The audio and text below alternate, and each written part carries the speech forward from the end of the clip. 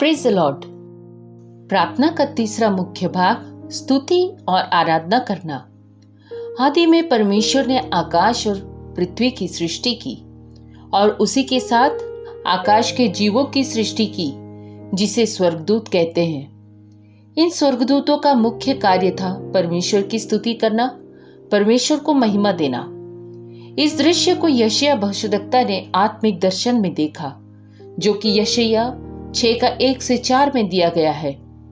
उन्होंने प्रभु को बहुत ही ऊंचे सिंहासन पर विराजमान देखा और उसके वस्त्र के घेर से मंदिर भर गया था। उससे ऊंचे पर सराब दिखाई दिए। उनके 6 पंख थे। 2 पंखों से वे अपने मुंह को ढांपे थे, 2 पंखों से वे अपने पांवों को और 2 से उड़ रहे थे। वे एक दूसरे से पुकार पुकार कर कह रहे थे, सेनाओं का यहोवा पवित्र पवित्र पवित्र है, सारी पृथ्वी उसके तेज से भरपूर है। और पुकारने वाले के शब्द से डेवड़ियों की नींवें डोल उठी और भवन धुएं से भर गया। परमेश्वर अपनी बनाई हुई सारी सृष्टि, मानव जाति, सारे प्राणी, सारे आकाश मंडल, पहाड़ों, नदियों, तारागण, सूर्य आदि द्वारा स्तुति के योग्य है। परमेश्वर की स्तुति करना मन भावना है। परमेश्वर सारी सृष्टि से सबसे अधिक मानव जाति से प्रेम रखता है, क्योंकि उसने मनुष्य को अपनी समानता, अपने सदृश्य में बनाया और चाहता है कि इंसान के जीवन में हर पल उसकी स्तुति करते हुए जिए, उसके महिमा का गुणगान गाए। हम उस महान परमेश्वर के कितने भी गुण गाए वह कम है, क्योंकि उसकी दया, उसकी करुणा हमारे जीवन यापन का आधार है। हम मिट नहीं गए, यह उसकी महाकरुणा का फल है। उसे इसलिए धन्य कहना है क्योंकि इस महान ईश्वर ने हमें इस योग्य समझा कि हम अपने सृष्टिकर्ता को धन्य कहें। यह बात मन भावना है। उसकी स्तुति करनी मन भावनी बात है। भजन संहिता 147:1। प्रार्थना के समय परमेश्वर की प्रशंसा या स्तुति उसके प्रति श्रद्धा और सम्मान का प्रकटीकरण है। जब हम किसी की प्रशंसा करते हैं, हम उनको बताते हैं कि हम उनके बारे में क्या सोचते हैं, कि वे कितने प्रशंसनीय हैं या उनकी उपलब्धियां कितनी हैं। परमेश्वर आदर, महिमा और प्रशंसा के योग्य परमेश्वर है, क्योंकि उनका स्वभाव, उनका सामर्थ्य और प्रेम को यदि हम मन से मानते हैं तो हमारे मुंह से स्वयं उसकी प्रशंसा निकलती है। क्योंकि तेरी करुणा जीवन से भी उत्तम है, मेरे होठ तेरी प्रशंसा करेंगे। इसी प्रकार मैं जीवन भर तुझे धन्य कहता रहूंगा, तेरा नाम लेकर अपने हाथ उठाऊंगा। हमें परमेश्वर की स्तुति प्रशंसा लोगों के मध्य करनी चाहिए। अपने भाइयों के बीच उसके नाम का प्रचार करना चाहिए। सभा के बीच में उसके नाम का स्तुति करना चाहिए। इब्रानियों 2:12 में दिया गया है। हमें देश देश के लोगों के मध्य परमेश्वर का स्तुति करना चाहिए। हमें अपने बिछौने पर उसे स्मरण करके रात के हर एक पहर में उसे धन्य कहना है और उसे ध्यान करते रहना है। भजन संहिता 63:4-6। हमें सुख के समय, दुख के समय, बीमारी के समय, दरिद्रता के समय सब साथ रहे, तब जब हमारे प्रिय हमें छोड़ दे, हमें त्याग दे। जीवन की हर परिस्थिति में परमेश्वर को धन्य कहते रहना है। जब हम पृथ्वी के जीवन को समाप्त करके स्वर्ग जाएंगे, वहां सिंहासन में विराजमान परमेश्वर को रात दिन बिना विश्राम किए उसे आदर, महिमा और आराधना चढ़ाएंगे। जिस प्रकार यूहन्ना ने पतमुस टापू में दर्शन देखा, हम उन प्राचीनों के सामने गिर पड़ेंगे जो युगानुयुग जीविता है, प्रणाम करेंगे। प्रभु यीशु मसीह की महिमा के वो उस चेहरे को हम देखने के योग्य नहीं है। वह सूर्य से अधिक शोभायमान है, वह आंख से अधिक प्रकाशमान है। हम जब उसको देखेंगे, उसकी कल्पना हमारे वर्णन से अपार है। उसे देखते देखते हमारी आंखें नहीं थकेगी। और इस महान ईश्वर का मैंने भी एक बार दर्शन किया। एक बहुत बड़े प्रकाशमान मैदान में मैं करोड़ों लोगों की भीड़ में मैं भी खड़ी थी और बीच में सिंहासन पर प्रभु यीशु मसीह विराजमान थे। मैं उनका चेहरा नहीं देख पा रही थी क्योंकि उसका चेहरा सूर्य से अधिक उजियाला था। उसकी किरणों से जैसे मेरी आंखें बंद हुई जा रही थी, वो सह नहीं पा रही थी और वह लोगों को एक एक नाम लेकर बुला रहा था। और फिर मेरी बारी आई और फिर मुझे नाम लेकर बुलाया।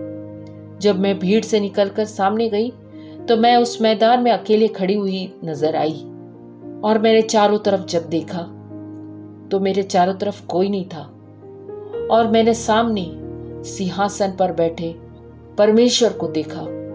उसका चेहरा नहीं दिख रहा था, लेकिन एक दिव्य प्रकाश, एक बहुत बड़ा प्रकाश मेरे चेहरे पे पड़ रहा था और जैसे मैं उसे ध्यान से देख रही थी तो उसका रूप बढ़ते जा रहा था और मैं उस बड़े से परमेश्वर के सामने एक छोटी सी चींटी सी नजर आ रही थी। मेरा हृदय भयभीत हो गया। इस बड़े ईश्वर को देखकर मैंने अपने सारे गुनाहों की माफी मांगी और यह एहसास किया कि हम परमेश्वर के सामने कुछ भी नहीं है। मेरे मन में आया, हे प्रभु, हम तेरे सामने कुछ भी नहीं, हमारी कोई भी योग्यता नहीं, कोई भी सामर्थ्य नहीं कि इस महान ईश्वर का सामना कर सके। हमारी सारी बुद्धि, हमारी सारी योग्यता, हमारा सारा सामर्थ्य, हमारी सारी पढ़ाई, हमारी सारी शिक्षा उस महान ईश्वर के सामने कुछ भी नहीं है। हम जीवन भर क्या करते हैं, वहां पर ऐसा लगा कि हर एक चीज व्यर्थ है, क्योंकि हर एक व्यक्ति को उस महान ईश्वर के सामने एक दिन न्याय के लिए खड़े होना पड़ेगा। उस दिन हम उस परमेश्वर को उसके सामने, उसके मुंह के सामने हम खड़े हुए दिखेंगे। हाँ प्रियो, परमेश्वर महान और अति भय योग्य ईश्वर है और यह सिर्फ उसकी दया है कि हम जीवितों के बीच में पाए जाते हैं। जीवन के हर एक पल में जिस प्रकार अय्यूब ने कहा, उसने दिया, उसने लिया, उसका नाम धन्य माना जाए। हमें उसे कोई भी प्रकार का सवाल पूछने का अधिकार नहीं, क्योंकि वो जो जीवन में हमारे करता है वो सिर्फ भलाई के लिए करता है। यह हमें विश्वास रखना है, क्योंकि वो हमारा स्वर्गीय पिता है।